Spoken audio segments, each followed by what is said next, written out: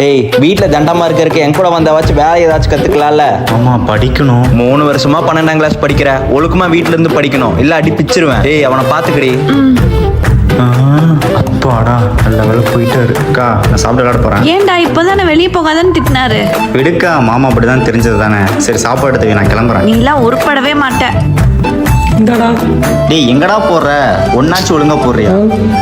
டேய் நான் உனக்கு போறது இருக்கட்டும், உங்க மாமா இன்னும் 2 போறதுக்கு வந்துட்டு இருக்காரு பாரு. எது எங்க மாமாவா? என்ன பண்றா இவன்? Square B square. டேய் படிக்கிறீங்களா? எங்க நோட்டு கொண்டு வா.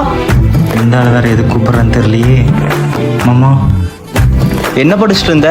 அக்கௌண்டன்சி. எங்க ஒரு 16வது வைப்பாடு சொல்லு. ஓவர் 16 என்னடா 16 120. 120? உங்க அப்பத்தான் மவனே.